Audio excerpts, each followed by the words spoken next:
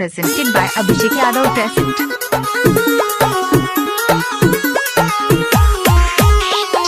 Music by Raju Babu. Recording by Om Deep Studio. गावतारू गीत में तो बहुते नु बढ़िया तोहरा के हम तो सपोर्ट करेम एक एक कमी तू हर दूर करेम हमी गलती कोइला तो हर नोट करेम बिजी पता ना ले जाए तो से ये लबम करा हाथों तो सारा के हाथाबा में डलबू तो ना। देखो शिल्पी, क्या? हम तुम्हें अपना मानते हैं ना। हाँ। हम लोग रिलेशनशिप में रह रहे हैं ना। हाँ हाँ। जब तुम 18 साल की हो जाओगी तो हमसे शादी करोगी ना। हाँ हाँ। शिल्पी, एक बात बताएं। बताइए। दो सारा के बहाकावा में तू चलबू तो ना ये सटारे बनला बा तू बदलबू तो ना। दो सारा के बहाकावा में तू चलबू तो ना ये सटारे बनला बा तू बदलबू तो ना। Music by Raju Babu. पकड़ी दयाल।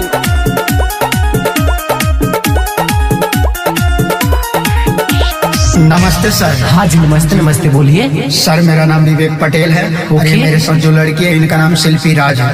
ये बहुत बढ़िया गाती है। हम लोग एक साथ रिलेशनशिप में रह रहे हैं। प्लीज आप इनका सपोर्ट कीजिए, हमारा सपोर्ट कीजिए ताकि हम लोग आगे जाए। इसमें आपकी बड़ी मेहरबानी होगी सर। अरे नहीं यार, मत पड़ो इन लड़कियों के चक्कर में, सब बाद में हिट होने के बाद बदल जाती है। नहीं सर, ये नहीं बदलेगी, ये सभी लड़कियों से अलग है। आप प्लीज एक बार मेरा विश्वास कीजिए। Abhishek Yadav Present. बदलिना कबो विश्वास बाटे हमारा हम के दीवा दिए गो भाड़ा पके कमारा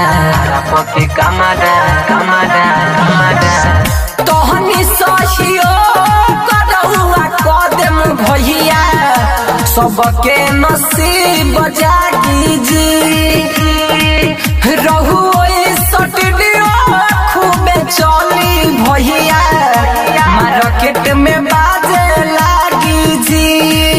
एगो बात मानिया कनी सुनलिया बात एक बेरिया में रहुआ के भा जाई जी। चलो ठीक है, जब तुम इतना बोल रहे हो तो हम गवा देते हैं, लेकिन आगे चल के बदलती है तो उसका जिम्मेवारी तुम्हारी होगी। थैंक यू सर। जब ये लबमई उठू पया जाई जी हमें बाटे विश्वास पूरा छा जाई जी। जब ये लबमई उठू पया जाई जी हमें बाटे विश्वास पूरा छा जाई जी।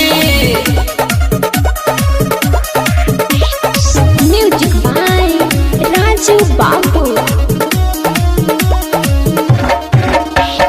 पकड़ी दयाल।